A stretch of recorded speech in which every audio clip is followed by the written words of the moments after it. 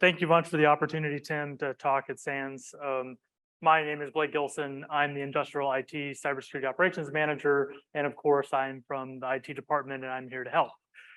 Pretty scary words. The other things I don't like to tell to my operations engineering colleagues is I also have a business degree. But so as I try to relate and improve ExxonMobil's positioning in cybersecurity, ExxonMobil, of course, operates a wide range of assets and assets across almost every aspect of oil and gas, from upstream to midstream to downstream to even our new growing low carbon solutions business. And each one of those business streams has their own story around ICS cybersecurity. Mine personally started about 2015 and 16 as a young up and coming network engineering thought leader working on a project to reform our tank terminal design. So these are the locations where big trucks, semis fill up with products before they take it to retail stations. I was the lead negotiator with our engineering group talking about how to design that system. And of course, as from the IT, I knew how everything was built. We operate a network of 2,000 particular assets, and this was just a small incremental system, and I knew exactly what they particularly needed. So I prescribed a set of solutions taking advantage of our scale of systems of detections that we operate in the enterprise environment, and through good looks, persuasion, negotiation, and a crafty intelligent to tell exactly how the rule could be interpreted based on the location of the comma within the particular rule and regulation, I was getting everything that I wanted from the control system environment, extending enterprise networks and authentications down to the process controlled network, and we were getting everything we wanted. Then I decided to take 410 in the middle of these negotiations, and I was in the back of the class where Justin described the current thinking around ICS cybersecurity, and I nearly had an emotional panic attack through that process. So I liked how Tim and Rob said this morning, that emotional connection to that industry. I had to excuse myself, had to make some phone calls and totally change those designs for that class. There was a big humbling opportunity with it, and it really shifted and solidified myself as wanting to participate in this community and move ourselves forward across all of our various businesses. At ExxonMobil, we think about IT and OT convergence in a couple of different lenses. One, IT-OT convergence, of course, is the introduction of things that were historically developed out of the IT domain, from Windows to IP to Linux into process control networks where process engineering hasn't. And as many people have said, these kind of phenomenons have already occurred and are already moving forward, and that convergence is already done. Then in a large multinational, there's a different layer of that convergence. It's what's the relationship to the IT department with a particular asset and function. And at ExxonMobil, we're very divergent. Every particular business asset owner who operates equipment has a large degree of discretion on who they partner with for ICS and ICS networking solutions and technology solutions, where the IT department is just another offering for their cybersecurity services. So we have relationships with this business, and in this talk, I'll be specifically talking about our unconventional business. But there's a third separate phenomenon happening in our company about OT convergence, where for the first time ever, through a various series functions of business opportunity strategies, various different engineering functions are collaborating at a higher degree, very similar as the community is coming together, and we're talking through utilities and oil and discrete manufacturing and pharmaceuticals, where we're trying to get on a better page for moving our strategy forward. The big thing that unites ExxonMobil is our focus on operational integrity, our common framework for maintaining safety across our operating assets, and cybersecurity is another component of that moving forward. It is absolutely fascinating to be at the table as an IT member, where I'm listening to a midstream process control engineer argue with a downstream process control engineer about the fine tunings of the para model and how it's better applied in their particular environments. And I'm just here trying to sell services as embedded IT. But the unconventionals business started all about with probably want to date this one back to 2010, where XTO merged with ExxonMobil, which was a $41 billion deal. XTO Energy was a small US lower 48 and a little bit of Alaska operations, working on production assets. This particular outfit was able to buy fields from operators and make them profitable when larger operators were unsuccessful. So of course, ExxonMobil ended up buying them. But there was a larger discussion about the gas play and the future of gas and what Rex Tillerson, our CEO at the time, thought would happen in this market, but it was a small, nimble operator that was able to operate these fields at a greater profitability.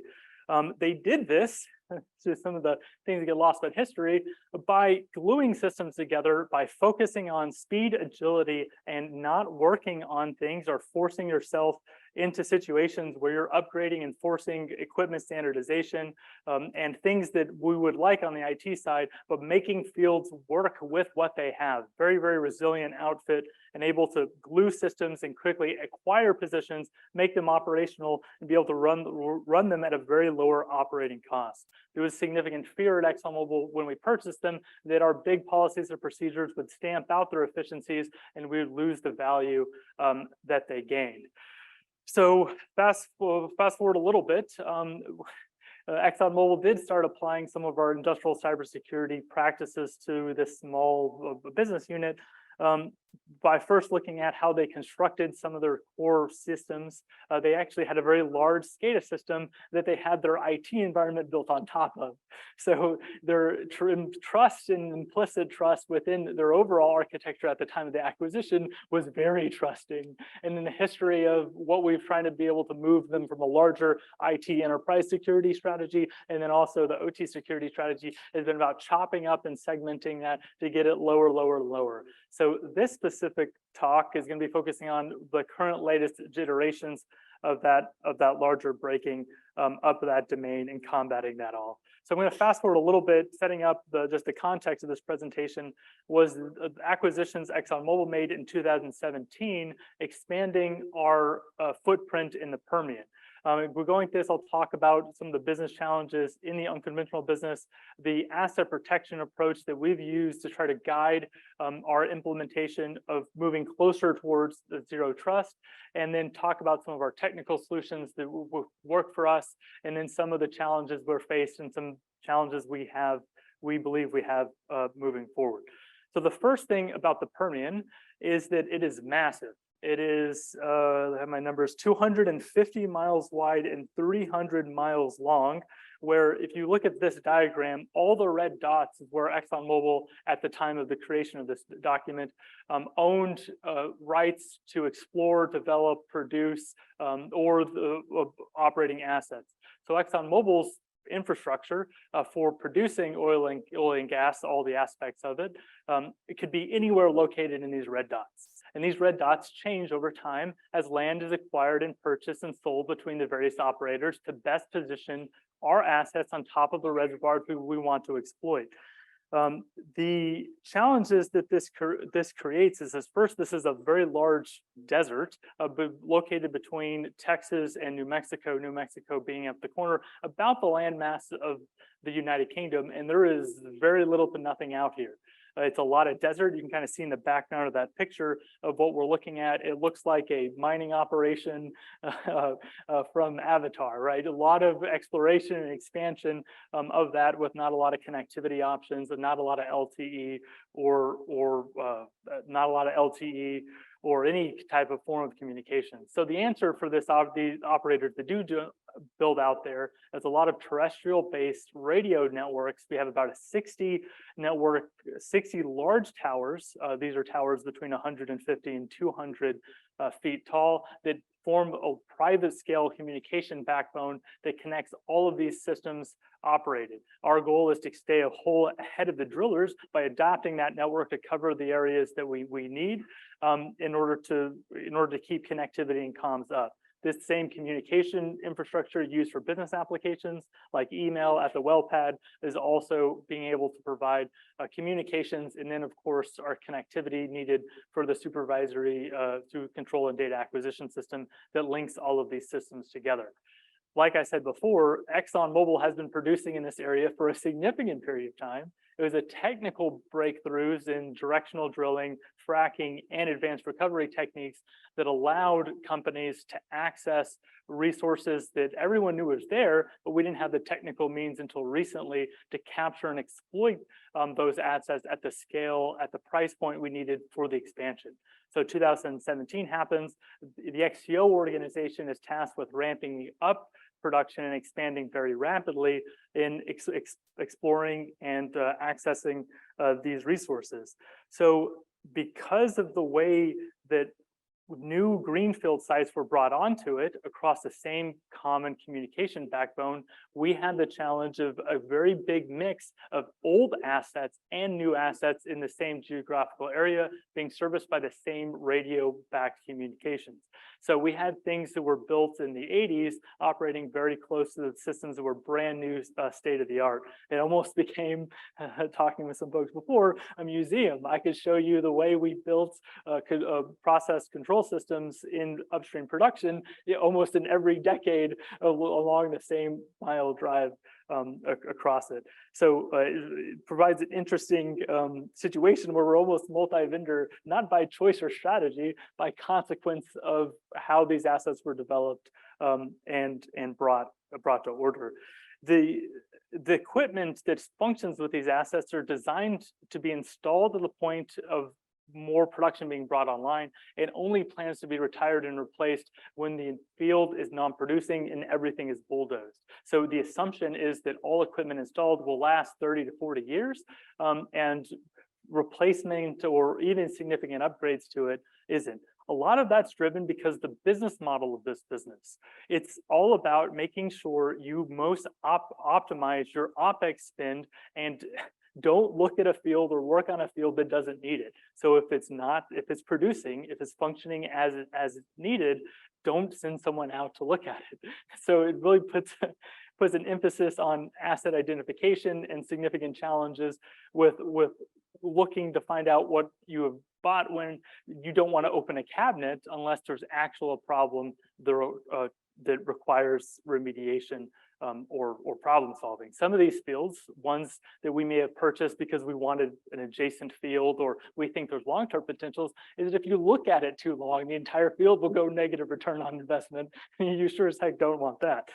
So because of that, we have to make sure that we make strategic funding and cybersecurity improvements in the overall architecture without coming up with the wrong solutions of asset and equipment, and without the wrong recommendations of strategies on what we were trying to do to improve the cybersecurity for the unconventionals. And the big point that I want to kind of make through this presentation is that overinvestment in asset inventory in detection was a big risk for us to be able to move forward in making progress. And hopefully I'll prove that through the course of the presentation. But first, let's talk a little bit about the general business operations. The top part of the diagram shows drilling, and the bottom part shows production. Drilling, production, totally separate processes, pretty much as different as you can get in cultures and priorities, speed and efficiency and reliability and availability, even context in very similar oil and gas operations, different focus on it. But that drilling derrick, the drill bit, the mud pump, all of that part of the completions work, which involves that fracking operation to flow back, and that all of that, getting that completed, has its own set of technologies, challenges, and focus areas that have to be met after the considerations with production will happen after that. From a production perspective, we have that wellhead represented on the left. This can show an artificial lift system where you need to encourage the flow to the later life. So you can have the traditional pump jacks that you see, but pretty much what's coming out of those holes in the ground are three things: liquids, liquid petroleum products, gaseous petroleum products, and then water. and those have to be separated and handled appropriately. For water, it has to be handled mostly by injecting it back safely into underground reservoirs called saltwater disposal locations. New advancements is being able to reuse that water in some of the drilling and completion processes.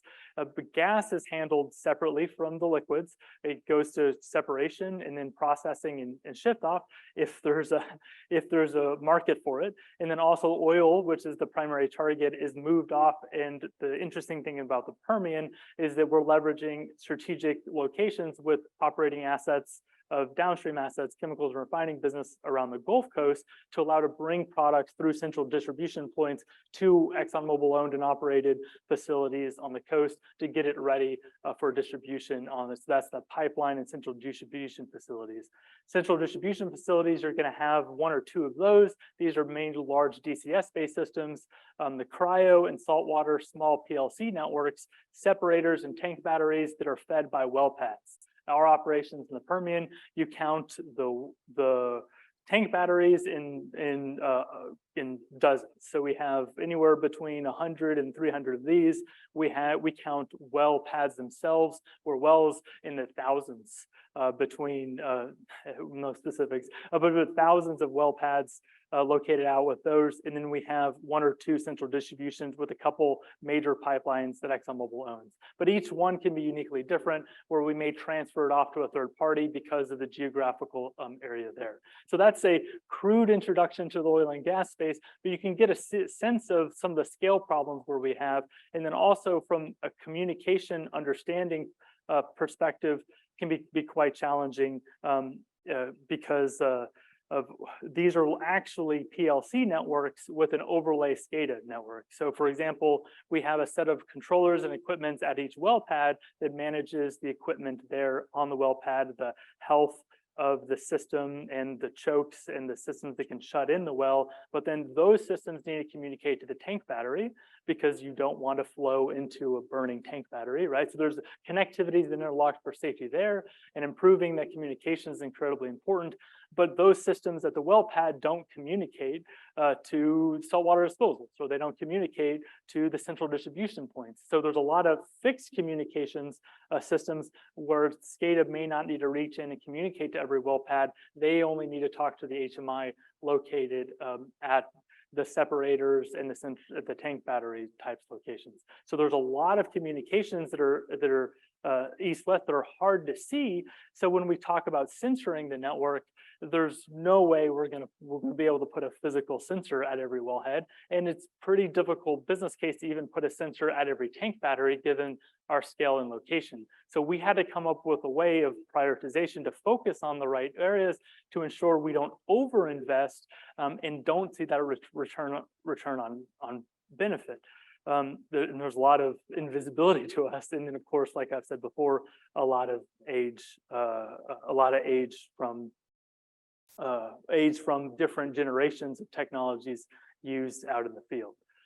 So our answer to this challenge was trying to be serious about how we were going to protect assets, looking at a consequence-centric focus, where all producing assets are not created equal, even though they share a same communication backbone and the same SCADA system that could be managing all of them. This diagram represents one of our newer techniques from reservoir management and extraction, what's called a cube design, and you can read about it more on the internet, but it has a high concentration of well pads that's traditionally not used, and the drilling processes have matured to such a way where you can get a very tight density of well bores that were historically not possible and couldn't be managed safely. But through the advancement, these new locations allowed for a great opportunity for lower cost and extraction. So these, of course, became higher value assets where if I could just take my tank batteries and sort them based on production units, I can get a sense of where we had higher risk from a financial exposure, but of course, financial exposure, greater production volumes, greater risk to environmental consequences. Taking that type of approach where we said, look, our greenfield and brownfield strategies have to be tackled independently, allowed us to focus investment to ensure we were looking at the right things and understanding where the real risks of the company were. And then this brownfield greenfield approach served as the basis for us understanding where we wanted to focus our investment and convince the business to make strategic cybersecurity investments, ensuring we weren't overinvesting in the wrong areas. So a common example that I'm sure a lot of you have heard, that we met resistance to even talking about cyber risk with these business units, was I can do more damage with a hammer than I could with your cyber tools. And that's true. Because of the large geographical area, this is where physical security goes to die. And that everyone in the back of their truck has bolt cutters. There's no way you can lock out folks for any length of time. The operators there aren't going to drive 4 hours back to the office for a key. A lot of the systems out there are fully exposed to physical manipulation, and we just have to deal with it. Of course, there are strategic locations to place cameras where there is a higher risk of misuse, of dumping, of things of that nature, but the vast majority of geographical landscape ensures that there was no way for us to be able to camera or lock our way out of physical protection. So we turn the question on its head. Look, I know you can only do a certain amount of damage with a hammer, but the thing about cyber, which we all know, is you can have 50 hammers, and they all could be hammering 50 tank batteries at the same time, which you can't do if you're constrained by just one hammer or one lifesaver where you're physically at one geographical location. So with that, it became the basis of our conversation with senior leadership about how many physical attacks could we sustain at once without significantly causing damage or destruction? How many tank batteries would we lose all at once before we had a significant event where profit or productivity and profit could be impacted at? Or are there considerations for some of the assets that are greater than others for being geographically located to populated areas, or where the safety considerations of a potential loss of containment could be even larger? So this became our focus point for where we instrumented our focus, where we did from instrumentation from a security detection, but also for where we wanted to focus inventory. So here's a rough network diagram. Of course, on the very bottom right of the screen, you see the central headquarters where we have some of our processing and our analytics, our SCADA servers, distributed SCADA architecture using MQTT, and our field offices up at the top.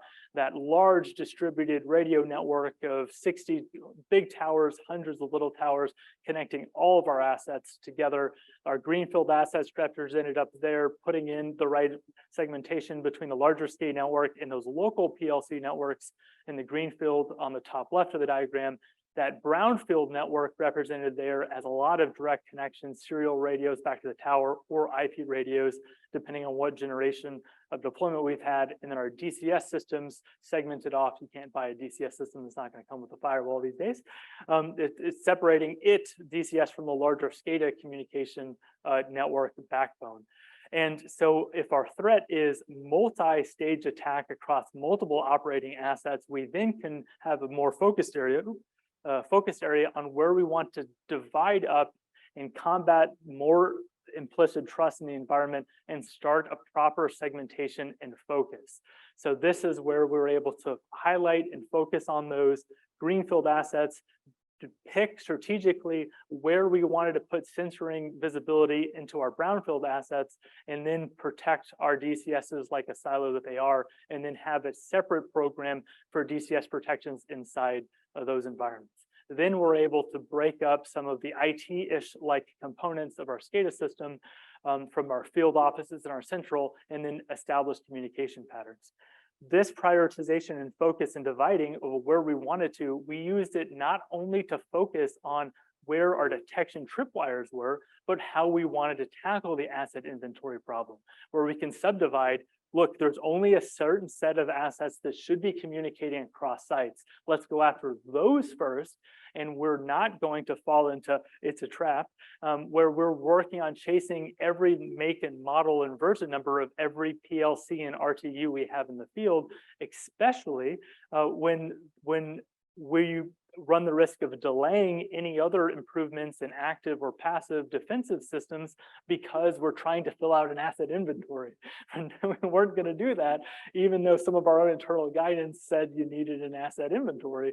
We need so much of an understanding in order to make improvements, because with focusing on what we don't know and what we don't know on the field by looking, one, at the high valued assets, and then two, the inter-site communication and what are those assets. We're able to place our detections in a more protective area where we understand if there was a physical intrusion, if someone was in the field trying to impact the site, they weren't going to be able to move cross sites, which we decided was the appropriate level of risk.